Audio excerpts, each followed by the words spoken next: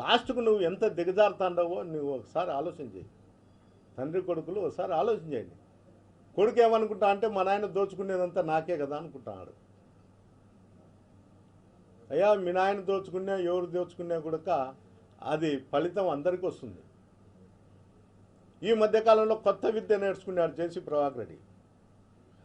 మా నాయన MLC, MP, MLA అని.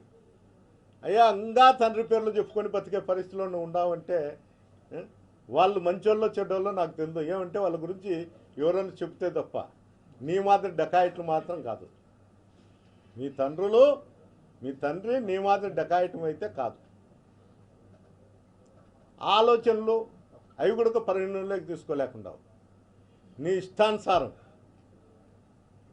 కుటుంబం పేరు, బంధువుల పేర్లు నాకు ఇంత బలం ఉంది అనే దానికోసం అల్లులను, మామగారిని, బామార్దులను వీళ్ళంతా నా ఎమ్మెల్యేలని చూపించుకొని ఇప్పుడుండే జనరేషన్కు అబ్బా జేసీ వాళ్ళకి ఇంత బంధుత్వం ఉంది, మనం తిరగబడితే ఏమవుతుందో అనే ఒక అపోహ కలిగించే దానికోసం మా బంధువులు వైఎస్ఆర్సీపీలో కూడా ఉంటారంటారు. అయ్యా యువని బంధువులు ఎక్కడ ఉన్నా కూడా వైఎస్ఆర్సీపీ ప్రభుత్వం వస్తే చట్టరీత్యా దానిపైన చర్యలు ఖచ్చితంగా ఉంటాయి. ఈరోజు నువ్వు 1% చేస్తే ఆ రోజు 2% చేసే పరిస్థితి వచ్చింది. ఇది ఎవరు కోరుకునే వాళ్ళు కాదు.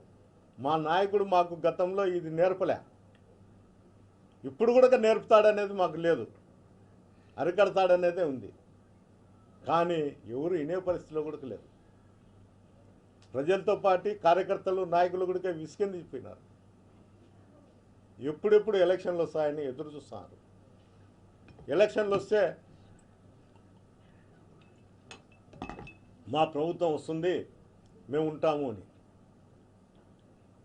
ఇంత దౌర్జన్యాలు జరుగుతానే జిల్లా అధికారులు కూడా చూస్తున్నట్లు వివరిస్తున్నారు. నేను పోలీసు వ్యవస్థ ఇట్లుందనుకుంటే ఈ మధ్యకాలంలో జిల్లాకు సంబంధించినటువంటి కలెక్టర్ గారు కూడా అట్లే తయారైనాడు. ఇతని ఏ పిటిషన్ పంపిస్తే దానిపైన చర్యలకు అధికారులకు రాసి పంపించడం జరుగుతుంది. కనీసం ఎంక్వైరీ చేస్తామనే ఆలోచన కూడా లేకుండా నేను నిజంగా చెప్తాను, మార్పింగ్ చేసినారు. ఇదో మీకు అందరికీ చూపిస్తాడా ఈ లిక్కర్ విషయంలో. ఈ పైనుండేది లిక్కర్లో సంబంధించిన వ్యక్తి, కింద ఉండేది నరసింహారెడ్డి అని మా పార్టీకి సంబంధించిన వ్యక్తి. అతన్ని తీసి ఇది పెట్టినారు. దీనిపైన పోలీసులు ఎలాంటి చర్యలు కూడా తీసుకోవడం లేదు. అంటే ఒక మాజీ ఎమ్మెల్యే మీద ఎన్ని అబండాలు వేస్తానా ఏమున్నా మేము పడిపోవాలనేదే వాళ్ళ ఆలోచన. ఎందుకుంటారయా? మన బంధుత్వం, మన వాళ్ళు, మన కుటుంబం పెద్దదని చెప్పుకుంటే రాదు. అది మన మనస్తత్వం కూడా ఉండాల. సమాజం ఎట్లుంది ఆ సమాజం ప్రకారం నడుచుకోవాలనే ఆలోచన కూడా నీలో ఉండాల. ఎంతసేపు ఉన్నా నేను బెదిరిస్తే భయపడతా అంటే నా కొడుకు రోడ్డు క్లియర్ చేస్తానేమో అనుకుంటాడు. అయ్యా నీ కొడుకు రోడ్డు క్లియర్ చేయవు కానీ గుంతల రోడ్డే ఉంటుంది. ఈ మధ్యకాలంలో 95 కేసులు ఉన్నాయి నా మీద అని ప్రతి ఒక్కరికి చెప్తా అంటాడు. వచ్చిన వాళ్ళకు వాళ్ళ పార్టీ వాళ్ళు ఎవరి ఇంటికి పోతే వాళ్ళతో ఏడ్చడము, గొగ్గోలు పెట్టడము, వాళ్ళకి చెప్పడం నా మీద 95 కేసులు ఉన్నాయని. వాళ్ళ ముఖ్యమంత్రికి కూడా పోయి చెప్తాను నా మీద 90 కేసులు ఉన్నాయి. పాపం ఏందో పార్టీ కోసం ఏమన్నా కష్టపడినాడేమో అని అతను అనుకుంటాడు. ఇతని కేసులన్నీ బొగ్గుల బస్సులు, ఆ బస్సులు అంటాయి. వాళ్ళ ఆయన చేసినాడో లేదో నాకు తెలియదు కానీ ఇతను నిత్యము స్కాములతోనే బతికినాడు. ఆ 95 కేసులు ఏంటివని ఏ అధికారులు అడగరు, మమ్మల్ని అడుగుతారు. సార్ ఇట్లా ఫలానా కంప్లైంట్ అంటే మీ గవర్నమెంట్లో మీరు కేసులు పెట్టినారని. ఏ కేసులు పెట్టినారని వాళ్ళు అడగరు, వాళ్ళకి తెలిసినా నటిస్తా అంటారు తెలియనట్లు. 95 కేసులు ఉన్నాయి అంటే నువ్వు ఎంత స్కామ్ చేసిండల్లా, ఎన్ని వెహికల్ దొంగతనం చేసిండల్లా, అవన్నీ రోడ్లో యాక్సిడెంట్ అయితే ఎవరు దానికి జవాబుదారి? ఇన్సూరెన్సులు ఫేక్ చేస్తావు, ఎన్ఓసీలు ఫేక్ చేస్తావు, యాన్నో నాగాల్యాండ్ నుండి బస్సులు తీసుకొచ్చి రోడ్ల మీద తిప్పుతావు, లారీలు రోడ్ల మీద తిప్పుతావు, అమ్ముకుంటావు, చేస్తావు, లావు పన్నావు. అవి దొరికినావు కాబట్టి నువ్వు దొంగ పోయినావు. నువ్వు దొంగ పోయినావు అని నన్ను దొంగగా చూపి నన్ను ప్రయత్నం చేస్తే లాభం లేదు. నేను ఎప్పుడూ ఒక రైతు బిడ్డను. నాకు తెలుసు ఎట్లా బతకల్లా, ఎట్లా ఉండాలా, ప్రజలతో ఏ విధంగా ఉండాలి. నువ్వు కుటుంబం పెద్దదని చెప్పుకొని నీచమైన బతుకు బతికే అంత సంస్కారం లేని మటుకు కాదు నేను. నాకు సంస్కారం ఉంది. ఏంటికంటే 10 మంది రైతులతో తిరుగుతుంట, గ్రామాలలో పోయినప్పుడు అందరితో కూడా అక్క అమ్మ అని మాట్లాడుతుంట. అతని భాష నేను చెప్పాల్సిన అవసరం లేదు. చెప్పి నా నోటితో పాపం వాళ్ళు తెలుగుదేశం నాయకులు కార్యకర్తలు బాధపడతారు. నేను ఎన్నిసార్లు చెప్పినా ఇంకా ప్రతిసారి చెప్తా అంటే ఎన్న దినం కూడా మా ఇంట్లో ఆడవాళ్ళ గురించి అయిపోయి తిడితే ప్రభాకర్ తిట్టినంత మాత్రాన మా ఇంట్లో ఆడవాళ్ళను అన్న గుడికి ఇది చెప్తాను, అన్న గుడికి మోజుందేమో తిట్టాలని అనుకుంటారు. కానీ నేను దాని గురించి అయితే చెప్పదలుచుకోలే గుడక. ఒక్కసారి ఆలోచన చేయండి, తాడిపత్రి కాన్ఫరెన్స్లో ఉండేవాళ్ళు ఏం జరుగుతుంది ఇక్కడ, ఏం కథ అనేది. లాస్ట్కి పెళ్ళిళ్ళకి పిలిచాలని కూడా భయపడే పరిస్థితికి వచ్చినారు. అయ్యా ఇది అసెంబ్లీ రోడ్ సినిమా కాదు. ఆ సినిమా చూసినంత వరకు ఉండేటువంటి ప్రేక్షకులు కాదు. సినిమాలో ఎన్నెన్నో జరుగుతుంటాయి. అట్లా బతకాలంటే మనతో కాదు. నువ్వేమన్నా ఆ సినిమా చూసి అట్లా బతకాలని ఏమన్నా బజార్లో బట్టలు ఉడికి తిరుగుతానేమో. నేను తాడిపత్రికి ఇన్ఛార్జ్ వచ్చినప్పటి నుండి తాడిపత్రి ప్రజలు నేను వచ్చిన తర్వాత ప్రభాకరుడిని ఏ విధంగా చూడాలో ఆ విధంగా చూసారు. బట్టలు లేకుండా స్టేషన్ల ముందర స్నానం చేసుకుంటా, మున్సిపాలిటీ దగ్గర స్నానం చేసుకుంటా, డిఎస్పీ ఆఫీసుల కాడ నేల మీద వండుకుంటా, రోడ్ల మీద మంచాలు వేసుకొని వండుకుంటా, స్టేషన్ల ముందర మంచాలు వేసుకొని పండుకొని చూసారు. అంటే ఆ గొప్పతనం నాదో అతనిదో అతనికే తెలిసిందల్లా, తాడిపత్రి ప్రజలకే తెలిసిందల్లా. అధికారంలో ఉండి ఆ విధంగా చేస్తాడంటే ఆ గొప్పతనం ఎవరిదనే కూడా చెప్పాలా.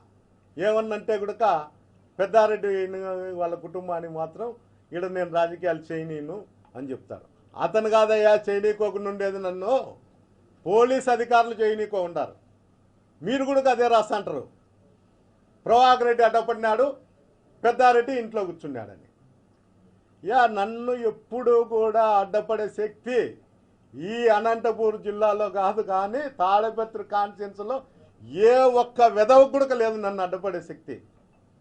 అధికారులకు తప్ప. అధికారులను అడ్డం పెట్టుకొని అధికారులను నా ఇంటి దగ్గరకు పంపించి నిలబెట్టగలుగుతాను తప్ప అతని శక్తి బలహీనుడు. అతను ఎవరైతే చిన్న వ్యక్తులు ఉంటారో అతను గౌరవిస్తారో వాళ్ళ మీదకి దండయాత్ర చేయమంటే చేస్తాడు. అతను ఆటో వాడిని కూడా కొట్టలేడు తిరగబడితే. అతనికి ఉండే బలహీనత అది. అతను ఏందో పెద్ద బలవంతుడని. నేను ప్రోగ్రాం పెడతానే, మేము ఆ ఊర్లో పెడతాను ఈ ఊర్లో పెడతా అంటారు. పాపం టిప్పర్ రాళ్ళు లేకపోతే ట్రాక్టర్ రాళ్ళు వచ్చి ఆ కాలేజ్ గ్రౌండ్లో ఇస్తానే పోలీస్ అలర్ట్, లాండ్ ఆర్డర్ కాపాడాలా, లాండ్ ఆర్డర్ కాపాడాలా కాబట్టి పెద్దారెడ్డి ప్రోగ్రాం చేయకూడదు.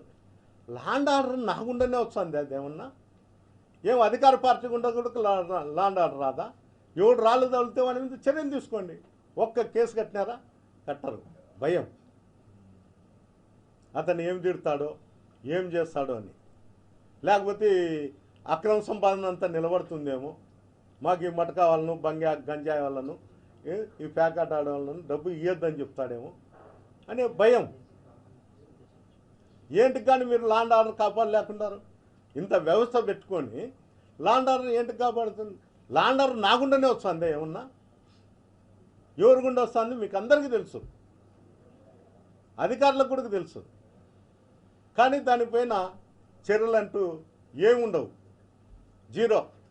పద్దన్నే మాకు రావడం, ఓ నోటీస్ ఇవ్వడం. మీరు 100 మంది వెళుతుంటే పోలీసు ఉద్యోగాలు చేయనీయకోకుండా మీరు తోచుకొని పోయినారు, అందువల్ల మీ మీద కేసులు పెడతాండాం అని కేసులు పెట్టడం. నేను పోరాడి కేసులు పెట్టించుకుంటాను. ప్రభాకర్ రెడ్డి మాదిరి దొంగతనాలు చేసి దోపిడీలు చేసి రౌడీజం చేసింటే కేసులు లేవు. అతను చేసిండే 95 కేసులు కూడా లారీ బస్సులు కేసులు. అవన్నీ ప్రతి ఒక్కరికి ఎవడన్నా రాని తెలుగుదేశం నాయకుడు వాళ్ళ ఇంటికి తండ్రి కొడుకు శిరోవ గారు కూర్చోవడం, వాళ్ళ బాధలు చెప్పడం, ఏడ్చడం. మా పార్టీ వాళ్ళు ఎవరైనా చెప్తే బుక్కులు పంపించారు ఇంటి దగ్గరికి. ఆ బుక్లో కూడా దాని కౌంటర్ రాయి. నా మీద ఇన్ని కేసులు పెట్టినప్పుడు ఏ కేసులు పెట్టినారు, ఏంటికి పెట్టినారని రాయి. ఏంటికి కానీ రాయవు. నీకు ఫేవర్గా ఉంటే రాస్తావు, నెగిటివ్ ఉంటే రావు. మా వాళ్ళు ఎవరన్నా గురించి నాకు సపోర్ట్ చేసి మాట్లాడితే మీ ఇంటికాడికి వచ్చి ధర్నా చేస్తా, మీ ఇంటికి ఎందుకు వస్తా అని చెప్తారు. ఏమి అంత సులభంగా ఉంటుందే? మా వాళ్ళు కూడా లీడర్లే, నీకన్నా బాగున్నారు. నువ్వు నిన్న ఈ పొద్దు ఏదో మీ నాయన మీ తాతల పేర్లు చెప్పి బతుకుతున్నాయేమో. వాళ్ళు వాళ్ళ నాయనగారు వాళ్ళ తాతగారు పెద్ద భూస్వాములే. మీ చేసి వాళ్ళదంతా కూడా 30 ఎకరాలు లేదు మీకు ఊర్లో. మీరు తాడిపత్రికి వచ్చినప్పుడు మీ బతుకు అది. ఈడ మా పార్టీలో ఉన్న వాళ్ళంతా మంచిగా ఉన్నోళ్ళే, సక్రమంగా ఉన్నోళ్ళే. అందరినీ బ్లాక్మెయిల్ చేసుకొని బతుకుతున్నారు. అధికారులను బ్లాక్మెయిల్ చేస్తావు, పోలీసులను బ్లాక్మెయిల్ చేస్తావు, పొలిటీషియన్లు బ్లాక్మెయిల్ చేస్తారు, నీ పార్టీలో బ్లాక్మెయిల్ చేస్తావు, మా పార్టీ వాళ్ళను బ్లాక్మెయిల్ చేస్తావు. నీ గురించి ఎవరు మాట్లాడకూడదు. సిగ్గుండాల. ఒక్కడన్నా నీ పార్టీలో నీకు సపోర్ట్ చేస్తా అంటే సరిపోయింది. నీకు చేయలేదని ఎవరికి చేయకూడదు అంటే ఎట్లుంటుంది? నువ్వు అందరితో కలిసి లేవు, అందరి మీద నీకు అనుమానమే. అందువల్లే నీ బతుకు ఇట్లా తేలింది. నేను ఒకటే చెప్తాడా, ఇంతవరకు కమిటీ గురించి కూడా చెప్పిన. కేశవన్నకు కానీ కాళ శ్రీనివాసులకు,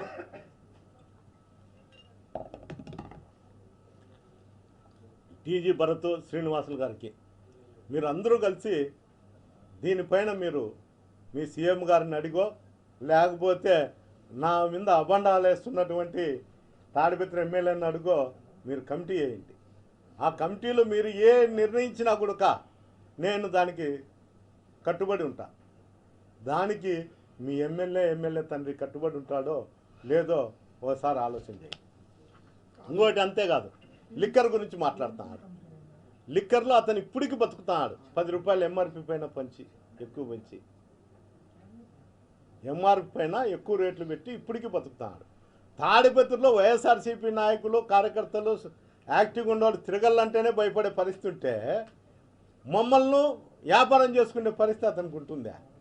ఎవడో విజయవాడోడో ఇంకోడో 3 షాపులు వేసింటేనే దానిలో షాపులు ఓపెనింగ్ చేయనీకోకుండా ఎన్ని కంపించిన ఘనత జేసీ కుటుంబానికి.